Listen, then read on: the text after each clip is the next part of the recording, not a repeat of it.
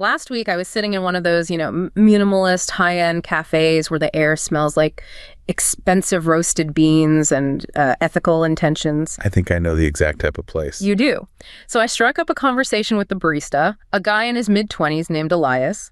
With his vintage glasses and sociology degree, he looked exactly like the generation we were told would move past money and focus on self-realization. The post-materialist idea. The poster child for it. But when I asked him about his plans for the year, he didn't talk about travel or activism. Instead, he just opens this app on his phone and shows me a color-coded map of every single discount grocery store within a 5-mile radius. Wow. And it's layered over a spreadsheet of his rising utility costs. He wasn't looking for fulfillment. He told me he was calculating his survival threshold. There was this cold, clinical intensity in his eyes, the kind of look you'd expect from a wartime strategist, not a young man in the prime of his life. That is chilling. It gets more surreal. A woman at the next table wearing this designer linen dress that probably cost more than Elias's monthly rent starts lecturing her friend about the beauty of degrowth. She was going on about how we need to stop being so consumerist and embrace a simpler life for the sake of the planet. While Elias is literally calculating his survival metrics. And I watched him. He didn't roll his eyes. He didn't even flinch. He just kept steaming milk, his face a mask of this detached, weary silence. It was the look of someone who just knew he was paying the reality tax for her luxury beliefs. That's a powerful way to put it, the reality tax. In that moment, it just felt like a quiet funeral for an entire worldview. For decades, we've lived in an era where the elite could afford to treat basic needs as optional and abstract values as essential. But the spreadsheet on Elias's phone tells a completely different story. It really does. We're witnessing a massive systemic retreat from the top of Maslow's hierarchy right back down to the cold, hard foundation of survival. So the big questions are, why is the dream of progress being replaced by a calculator for calories? And what happens to a society when the people running it are playing status games with the very things, energy, housing, and security, that everyone else is desperately fighting to keep? That anecdote is a perfect, almost cinematic illustration of the collision we are diving into today. The sources you've gathered, the economic analysis, the sociological critiques, and these institutional warnings, they all point to this immense systemic retreat. And I worry that focusing only on the woman in linen risks, demonizing the individual rather than diagnosing the system. Our mission isn't just to point fingers, but to understand the mechanics that created this chasm. Precisely. We need to unpack the forces driving this. We're looking at sources that diagnose the bankruptcy of post-materialism and the strategic contraction of what one source calls cognitive sovereignty under sustained material pressure. Cognitive sovereignty, I like that. It's about the mental space to think beyond immediate survival. And this deep dive, it's going to analyze the structural erosion of meritocracy through mechanisms like the Cantillon Effect, the clinical dissection of status signaling through luxury beliefs, and how the disintegration of the social contract is leading to a crisis of competence and a creeping neo-feudalism. And all of that is getting in the way of basic societal functions like housing, energy, and security. It's about understanding how the system is failing the reality test. Exactly. Okay, let's unpack this. We should start, I think, logically with the culture. If the system is failing the people who are struggling, why are the elites so insulated? And why do they seem so oblivious to the pain they're imposing? We need to understand the new rules of the status game. We have to. And we start with the core concept that frames that whole opening scene, luxury beliefs. This phrase, which was popularized by the psychologist Rob Henderson, it's just so potent because it provides a precise mechanism for how class differences manifest culturally in the 21st century. I like how clinical that term is. Luxury beliefs. It's not bad ideas, it's a specific category. So what makes a belief a luxury? Well, Henderson defines them as ideas and opinions that give high social status to the upper class while, and this is the key part, often inflicting real, measurable costs on the lower classes. Okay, so there's an asymmetric cost. A profoundly asymmetric cost. The core feature is that the person holding the belief is insulated from its negative consequences. They adopt these positions at a very low personal cost, which lets them signal their status as enlightened, educated, and ethically superior global citizens. So if we strip away the academic language, the core insight here is that when you can't signal your status with a yacht anymore, because let's be honest, everyone knows a banker can get a yacht, you signal it with a morally superior opinion that costs you nothing, but might financially ruin the Eliases and Claras of the world. That is the punchline, yes. And to understand how we got here, we have to look at the historical shift in what even constitutes a status signal. We're really talking about a concept that the economist Thorstein Veblen mapped out, 120 years ago in the theory of the leisure class. Right. Veblen argued that status was signaled by conspicuous consumption and, crucially, conspicuous waste. Conspicuous waste, meaning wasting time and money on impractical things. Exactly. Status was signaled by expensive goods and these time-consuming, impractical activities, things like bespoke tailoring, top hats, or mastering a sport like golf. These things were difficult to get or do. And they signaled that you didn't have to engage in manual labor. You could afford to waste time and money on something with zero practical utility. Even having servants was a status symbol. It was evidence that the master could pay others to waste time on his behalf. That system makes a certain kind of sense. It's hard to fake. But then the sociologist Pierre Bourdieu, he refined this idea of status later on. What changed? Bourdieu described how the affluent achieved distinction, not just through material goods, but through what he called cultural capital, and crucially, through their distance from necessity. Distance from necessity. Yes. Once your basic material needs are met, you can spend time cultivating complex tastes, intricate habits, and specialized knowledge. This shift really happens because material goods became, for lack of a better term, a noisier signal. Meaning, as mass manufacturing and credit made luxury goods more accessible, the signal got polluted. If a working-class person can buy a designer knockoff or even a real one on credit, the top hat loses its power. Precisely. There's a great historical example. When spices dropped in cost because of colonization, the elites declared them vulgar and banned them from meals, except for dessert. When the lower classes started dueling, the upper classes abandoned it because it was no longer prestigious. The signal always loses its power when the masses can adopt it. So the elite have to find new, harder-to-fake signals. And the signal isn't material wealth anymore, it's the mastery of the immaterial. Right. The affluent decoupled status from goods and reattached it to beliefs. Now, the signal isn't the expensive tuxedo. It's using esoteric vocabulary like heteronormative or cultural appropriation. Vocabulary that a working-class person who is focused on 2 jobs and just surviving is unlikely to have the leisure time or the required education to acquire and deploy. The time you have to devote to acquiring this complex conceptual vocabulary is itself a costly signal of an elite education and leisure time. It's a verbal password. It is. And Henderson uses this brilliant biological analogy of the African gazelle stotting to explain the cost of this signaling. Tell us about that. It's a phenomenal analogy for understanding this cost-to-signal principle. So when an African gazelle spots a predator, the healthy adults will engage in stotting. They jump repeatedly straight up into the air.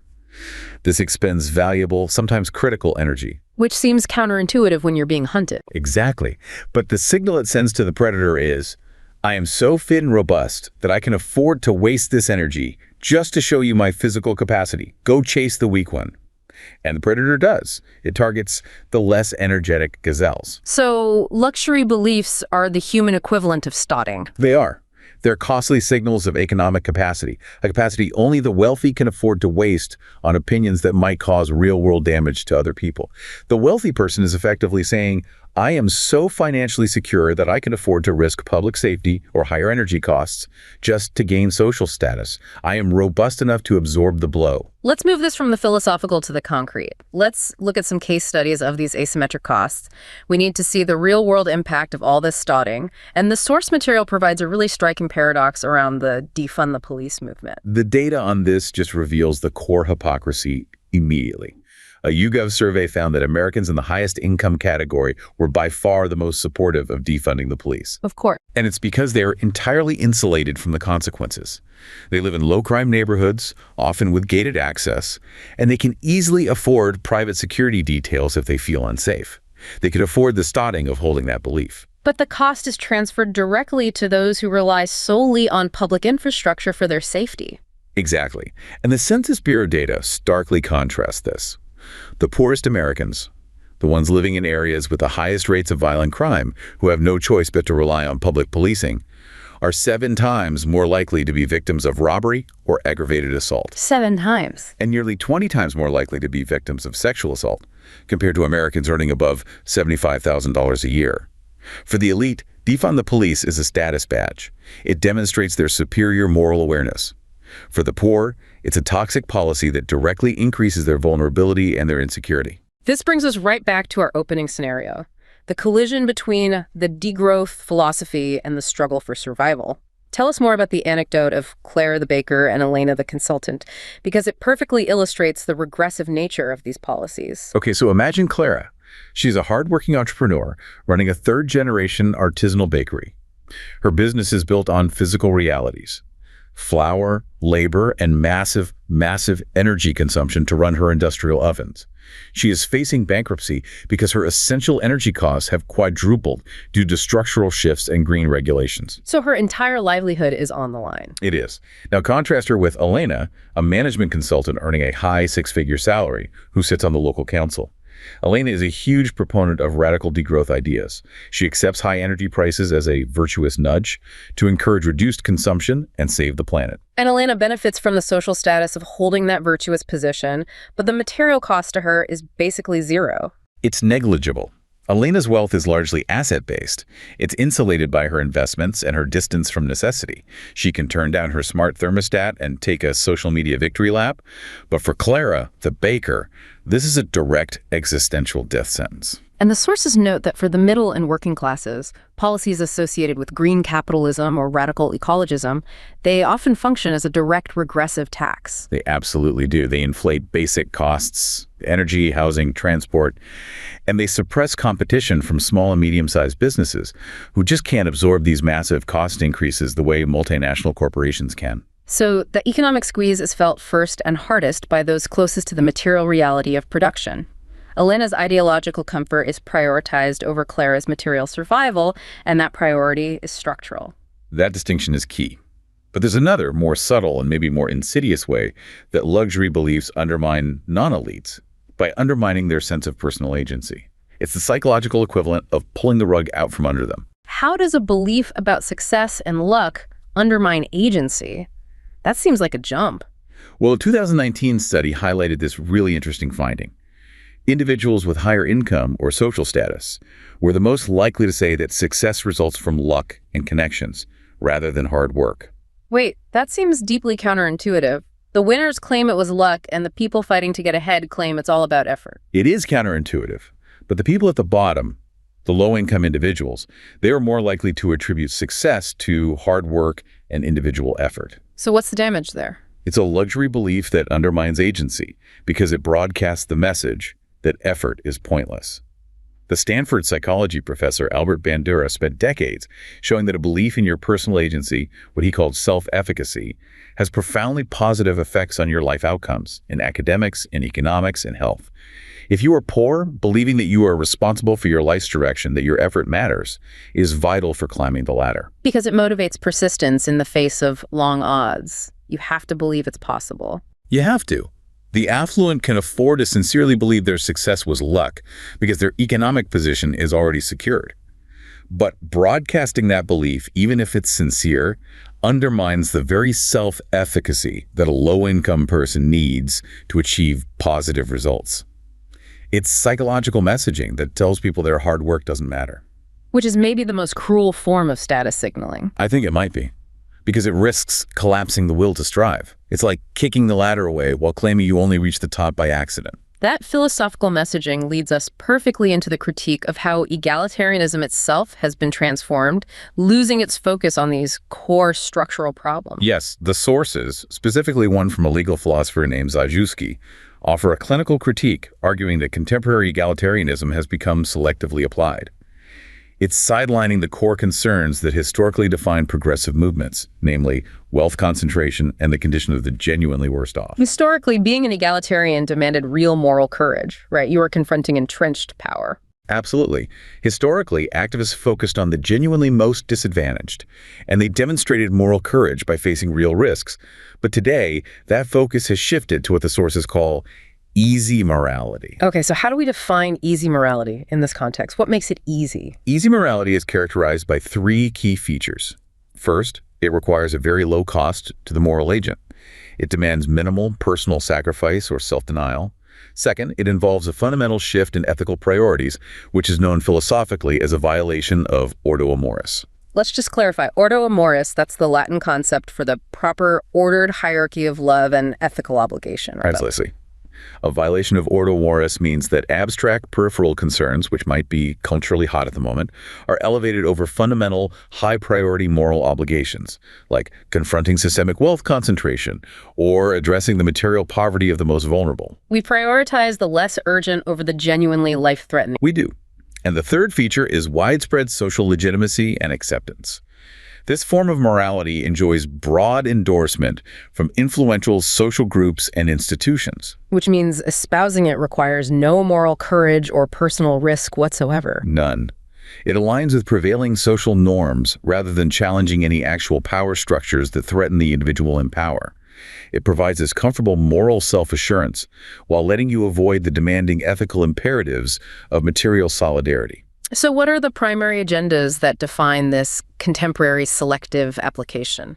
The critique focuses on four central postulates that have gained priority: radical ecologism, the institutionalization of reproductive rights, the protection of LGBTQ minorities, and multiculturalism and the protection of immigrants.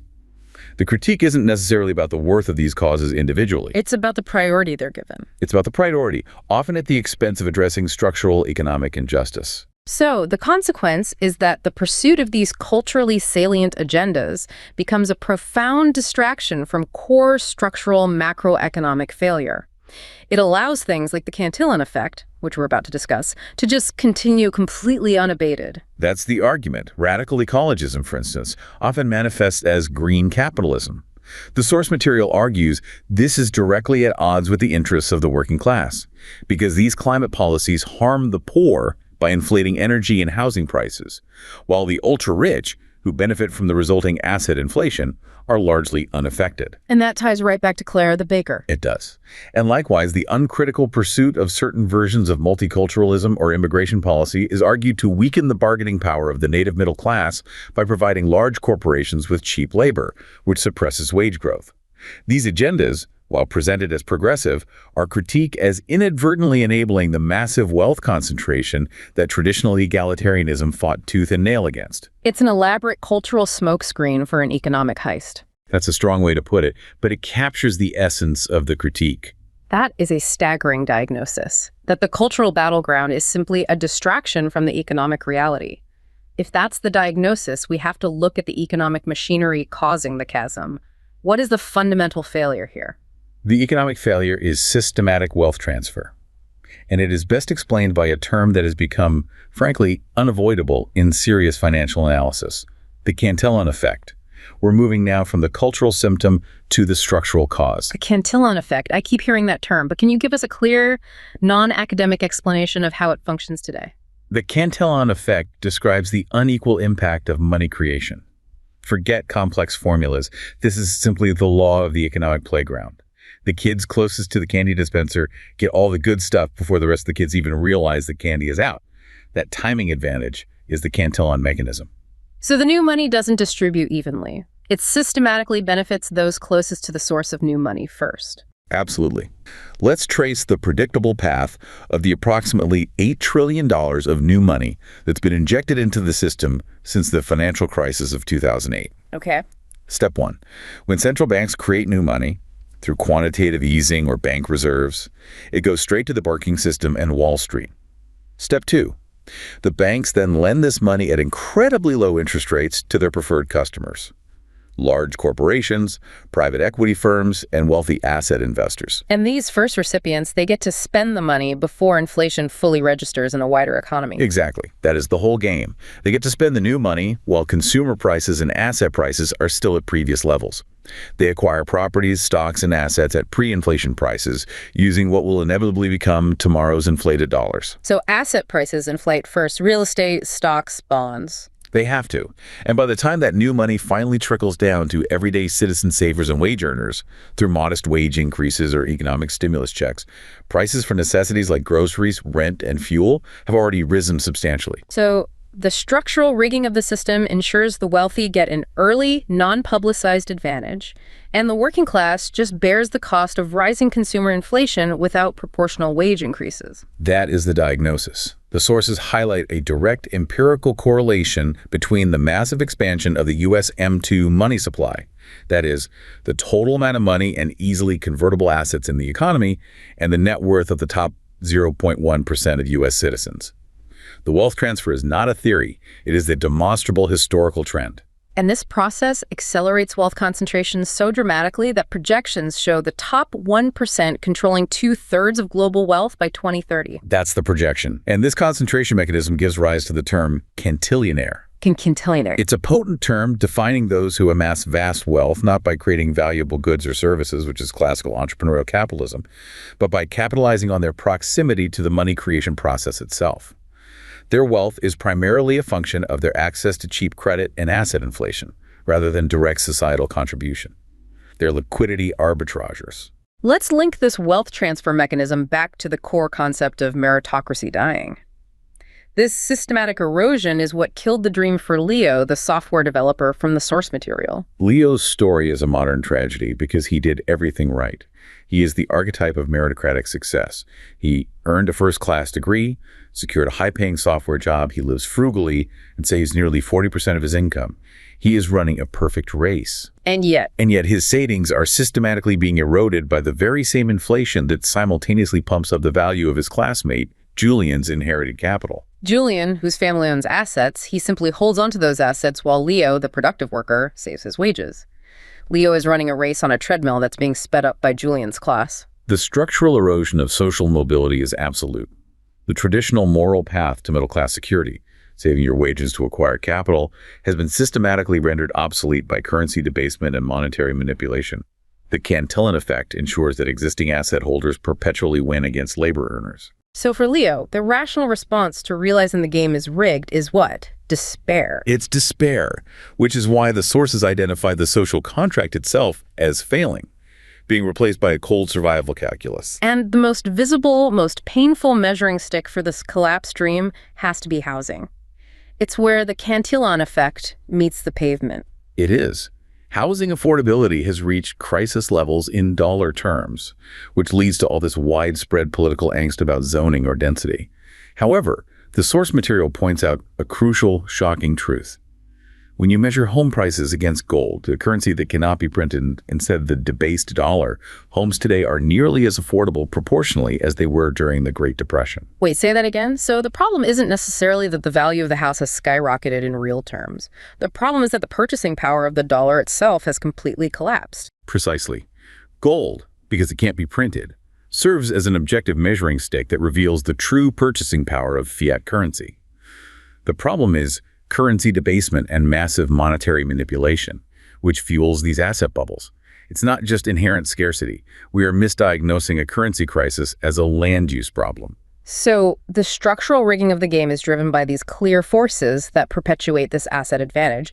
Let's detail the Moldfree analysis of these mechanisms. Moldfree identifies three interlocking mechanisms that really cement this dynastic advantage. First is exponential concentration.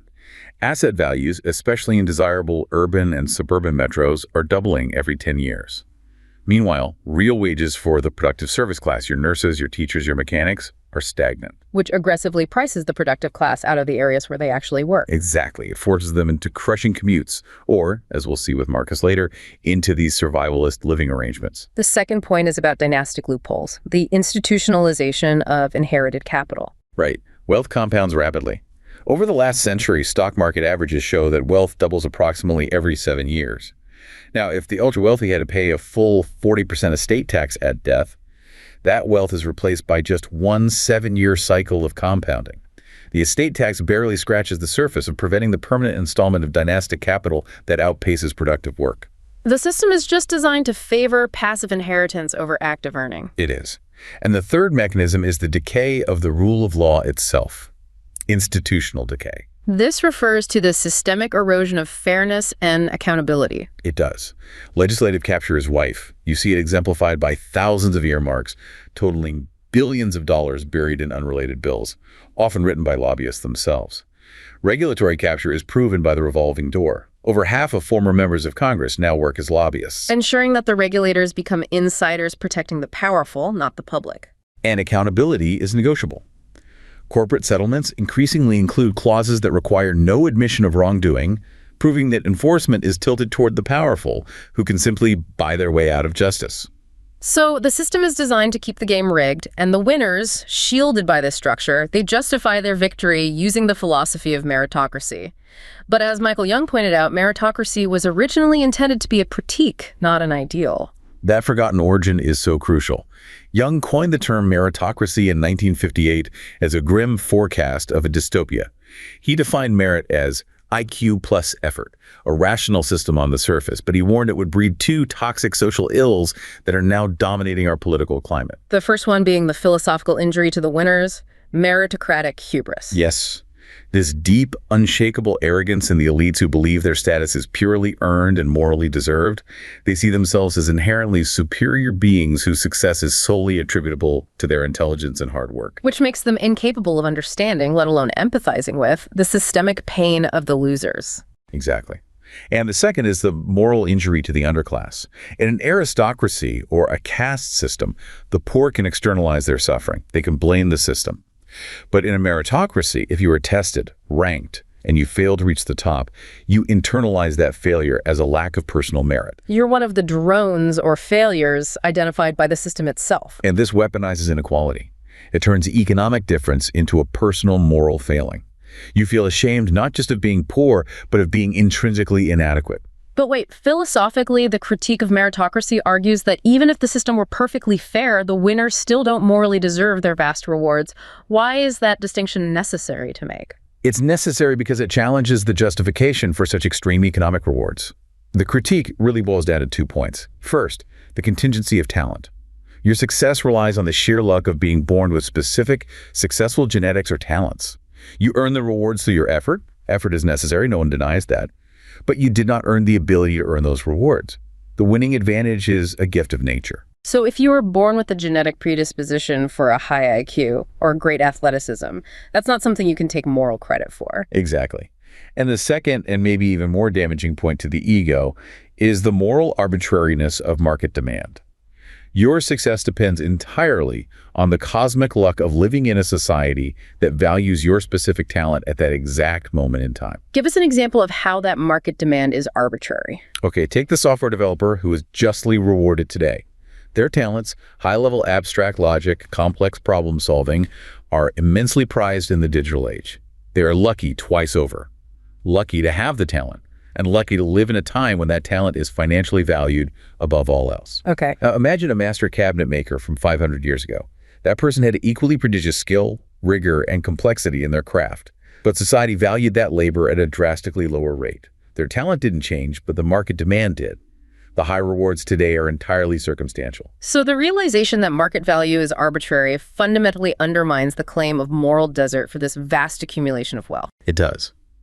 But the meritocratic hubris dictates that the winners believe their success is purely their own doing. And the dark corollary is that the losers equally deserve their fate. This deepens the divide, especially between the college-educated elite and the working class, who feel implicitly insulted by the continuous valorization of the 4-year degree as the only path to dignity and competence. And if the winners truly believe they deserve to manage society, they will reshape the systems of management to look exactly like them, prioritizing credentials and ideology over practical competence. This brings us to the ultimate diagnosis of institutional failure and the collapse of the social contract. We've established how wealth is systematically transferred and how the winners justify it. Now we have to address how the legal and structural systems are being captured, leading to what the sources call a state of neo-feudalism and a devastating competence crisis. The sources, specifically Kuttner and Stone, they describe a reversal of this centuries-long democratizing trend. What is this reversion of authority that defines neo-feudalism? Well, historic feudalism involved a reciprocal obligation, however lopsided it was, between the lord and the serf. Neo-feudalism is different. It's the reversal of authority, where entire realms of public law, due process, and citizen rights are reverting to the unaccountable control of private business. It's a one-way seizure of private power. A one-way seizure of private power and law by elites. This goes far beyond simple deregulation. It is the active creation of legally sanctioned private jurisprudence. So private companies are becoming the lawmaker, the judge, and the jury. What are some of the most egregious concrete examples of this privatization of law? The first one is the vast, quiet expansion of compulsory arbitration. This deprives workers and consumers of their statutory rights, like the right to class action suits, by moving disputes from public objective courts into these rigged private systems of adjudication. I remember the AT&T example from the sources. That showed the true impact of arbitration clauses. It did.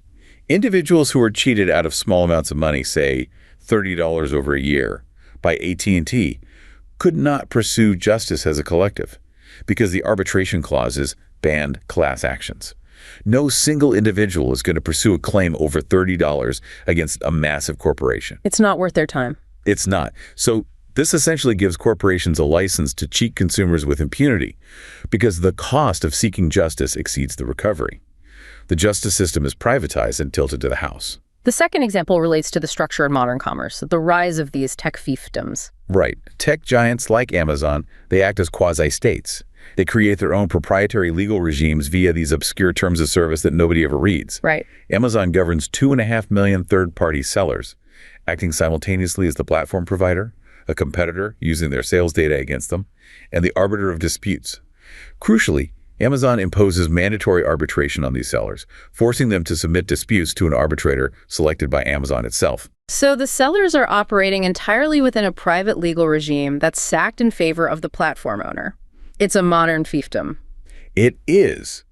But the example of the 2008 financial collapse shows this isn't new, it's just the scale that has changed. The banks essentially created a phantom legal system. That's the most damning evidence of institutional betrayal, I think. It has to be. The banks created a private database to track mortgage title transfers called Mortgage Electronic Registration Systems, or MERS. This shell company allowed the securitization industry to evade the recording fees you incur when mortgages are transferred multiple times. So instead of paying the local recorders of deeds, which is the public record of who owns the property, they just listed MERS as the mortgagee of record, allowing all these transactions to happen inside MERS, completely bypassing local legal transparency. So they created a phantom company that allowed them to trade millions of mortgages internally without paying local taxes or keeping the public record. It was systematic tax evasion designed to bypass the rule of law. And this mass tax evasion scheme led to widespread errors, lost documentation, and what became known as phony paper. Banks were using documents from this legal fiction to commit millions of fraudulent foreclosures where families lost their homes based on documents from a shell company. And this private legal fiefdom was richly rewarded. It led to the collapse, and yet MERS, in some form, still exists. It does. It just sounds like while the legal foundation of the state is being eroded by this neo-feudalism, the operational foundation of society is collapsing through a growing competence crisis. That is the structural collision. Institutions that were built on objective competence, like engineering, medicine, infrastructure, aviation, they're shifting towards prioritizing subjective experience and ideological conformity. This creates a vacuum that results in a profound loss of institutional rigor. And that is what we're calling the competence crisis. And the sources refer to this loss of competence as the tyranny of the mediocre. How does this bureaucratic siege function in practice? It's a process of administrative growth. Compliance-focused offices, HR, DEI, expand their influence, prioritizing social metrics and compliance documentation over the core mission of the institution.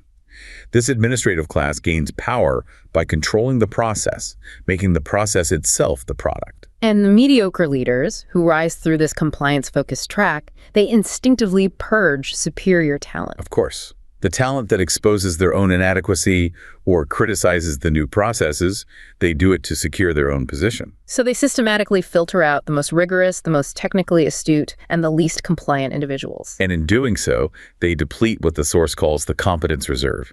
This is the deep, often unmeasurable reservoir of experience, rigor, domain mastery, and institutional memory that high-risk systems rely on when things go wrong. It's the senior engineer who knows the silent language of the machine. And when you shrink this reserve by prioritizing comfort over critique, you dramatically shrink the margin of safety. The system looks fine on paper. Until the next unforeseen anomaly hits. And the ultimate check on this ideological shift is what the sources call the reality veto. Ideology cannot suspend the laws of physics. We have a severe objective warning from the Department of Energy on energy security that illustrates this perfectly. The Department of Energy report on U.S. grid reliability is a stark reality check. The warning is that if the U.S. continues to retire reliable power sources and fails to add firm capacity replacement, that's capacity that can run regardless of weather. Like nuclear or natural gas blackouts could increase by 100 times in 2030. 100 times. That's not a policy problem. That's a civilization-level threat. How can institutional leaders ignore a reality check that is that stark? The data shows precisely how this happens. We are systematically turning off reliable capacity without replacing it with equivalents. By 2030, 104 gigawatts of firm, reliable generation capacity is scheduled to retire. That's a massive amount. And the replacement? The replacement queue only offers 22 gigawatts of new firm baseload sources. We are planning to turn off 5 reliable power sources for every 1 firm replacement we schedule. And this is being exacerbated by record load growth from new AI data centers and advanced manufacturing. The arithmetic it doesn't add up. The grid, a safety-critical system, is running on a depleted competence reserve, and it's facing an objective test of physics it is structurally incapable of passing. And this leads directly to the anecdote of the chief engineer. This is the final, brutal test of physics. Imagine a regional power grid control room during a record heat wave. The veteran, competent chief engineer has been replaced by an appointee selected primarily for ESG alignment and social metrics, someone who is politically savvy but operationally brittle. And when the grid peaks dangerously, the necessary physics-mandated action is a politically unpopular controlled rolling blackout, a managed stress test to preserve the core infrastructure. But the new chief engineer focuses on the political optics. They believe they can manage the social reaction instead of the physical grid. So they substitute social engineering fantasy for the physics of the grid, delaying the politically difficult decision, hoping the stress just magically lessens or the heat breaks. And that delay is fatal. The system doesn't experience a managed blackout. It experiences a catastrophic cascading failure. It destroys transformers, it destroys equipment, and it leaves millions without power for weeks. The crisis proves that when authority is decoupled from competence and when social risk management supplants operational rigor, ideology cannot suspend the laws of physics. And we see this same professional paralysis playing out in every domain where objective facts are fundamental. Let's look at aviation and clinical care. Start with Miller, the 30-year veteran aircraft mechanic who represents that depleted competence reserve. He is overseeing a new recruit hired under a demographic fast-track initiative. The recruit, lacking rigor, over-tightens a bolt on a critical hydraulic pump, stripping the threading a major safety violation. And fearing reprisal, the recruit seals the panel silently, hoping the error goes unnoticed. But Miller, using his 30 years of institutional memory and instinct, that silent language of the machine, catches the subtle sign of the fault and flags the critical issue. And his reward for saving potentially hundreds of lives. Miller is immediately called into HR. The interrogation focuses entirely on his tone, on whether he was supportive, and whether he created a hostile work environment for the new hire who felt singled out by the correction. The organization's priority has completely inverted. Managing the ideological optics and protecting the fast-track program is prioritized over upholding the objective safety standard of the aircraft. And Miller is reprimanded. He takes early retirement, and the airline loses 30 years of irreplaceable operational rigor. The structure protected compliance over competence, drastically diminishing the safety margin for future flights. And in clinical care, where the difference between objective truth and political conformity can mean life or death, the fear of ideological transgression is paralyzing diagnostic truth. This was witnessed during grand rounds at a university hospital. They were discussing a patient with a sex-specific medical condition. The condition, by biological fact, only occurs in one biological sex. When the attending physician asked the residents for a diagnosis, the room of highly trained professionals went completely silent. They knew the objective biological facts required for the diagnosis. So why the silence? They were paralyzed by the fear that stating the necessary biological fact that the condition was sex-specific would be viewed as a political transgression or a microaggression, especially because the patient may have identified differently. Their fear of social discipline outweighed their primary duty to the patient, an accurate clinical assessment. So if medical training prioritizes ideological comfort over biological reality, the risk of misdiagnosis increases dramatically. It has to. Ideological comfort is being prioritized over objective pathology. And the systematic hollowing out of institutions and the structural rigging of the economy, it leads to this massive feeling of betrayal. It drives the retreat to survivalism that we began with. The story of Marcus, the highly skilled civil engineer, is the ultimate diagnosis of institutional betrayal. Marcus is a hyper-competent, highly skilled civil engineer, absolutely essential to infrastructure. The state needs him to design and maintain critical systems, yet he cannot afford housing. He lives in a renovated van parked outside his office. And he's not alone. Why? Because ideological regulations in his city-preserving neighborhood character, implementing complex equity quotas that slow construction to a crawl, has stifled construction and artificially inflated prices.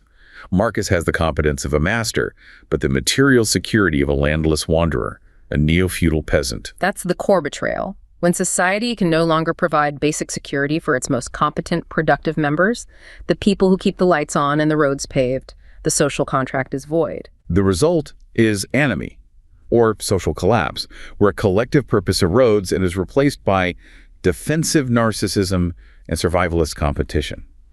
The inability of society to fulfill the basic prerequisites of stability like housing, a productive worker, forces a clinical contraction of hope and an intense focus back on Maslow's foundational survival needs. So Elias the barista mapping discount grocery stores and Marcus the engineer living in a van are just two sides of the same betrayal. They are. And as this institutional push for ideological conformity over competence becomes more pronounced, it is crucial to remind everyone that while institutions are pushing these frameworks, there is a serious legal check against this kind of overreach. Absolutely. Federal law provides a crucial boundary against these practices. Title VI and Title VII of the Civil Rights Act strictly prohibit discrimination based on protected characteristics like race or sex in federally funded entities and in employment. DEI programs are not exempt from this. If they use protected characteristics in a discriminatory way, they are violating federal law. So what are the clearest examples of practices that have been identified as potentially unlawful? Unlawful preferential treatment is the major concern, providing opportunities or advantages based on race, ethnicity, or sex, such as race-based scholarships or preferential hiring that bypasses better qualified candidates. The legal analysis also explicitly extends to the prohibited use of proxies. A proxy is a facially neutral criterion that's intentionally used to substitute for the explicit consideration of race or sex. So if they can't ask for race, they ask for something that functions as a stand-in for race. How does that apply to a common requirement like a mandatory diversity statement? That's the classic example, requiring applicants to submit diversity statements detailing how their cultural background informs their contributions. If the hiring or admissions entity uses this content to provide benefits or advantage based on the applicant's race, ethnicity, or sexual orientation, it's acting as an illegal proxy.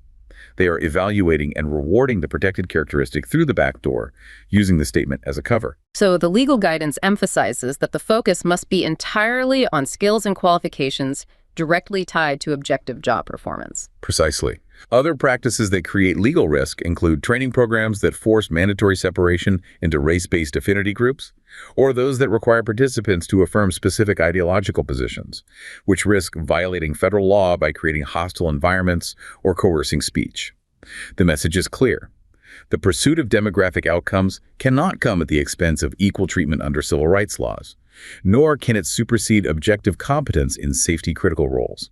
So our deep dive has revealed a consistent and, frankly, alarming diagnosis. Systems that were built for objective excellence are now filtering for ideological compliance and comfort. This process, fueled by meritocratic hubris, systematically amplified by inflationary monetary policy, and formalized by bureaucratic and legal capture, it results in institutions that are fundamentally hollowed out. And they are failing the reality test, whether that is maintaining the energy grid or guaranteeing public safety. The structural and existential implications are undeniable. Any society that systematically purges its competence reserve in pursuit of ideological purity is destined to fail. They will be outmaneuvered not just by geopolitical competitors, but by the unforgiving laws of physics and biology, as we saw so starkly with the energy grid warning. This isn't really a choice. It's a foundational crisis of systemic integrity versus demise. So to counteract this gathering entropy, the focus has to shift dramatically. We need to move beyond the philosophical preoccupation with distributive justice, debating endlessly how to simply redistribute outcomes among different identity groups, and move toward affirming the dignity of work through contributive justice. Contributive justice. That's the recognition that every person's competent contribution to the common good, whether they are the plumber, the nurse, the welder, or the civil engineer, holds inherent value and dignity, regardless of their elite credential or lack thereof. This shift requires that we reestablish objective performance as the primary ethical standard in all safety-critical and infrastructure-dependent domains. The painful reconstruction, then, must return to reality, responsibility, and a competence-based order.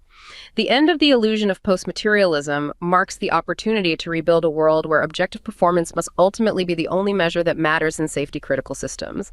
The immediate task is to begin constructing parallel structures in education, in professional networks, and in private enterprise where competence, sanity, and respect for objective reality can be rigorously defended and cultivated.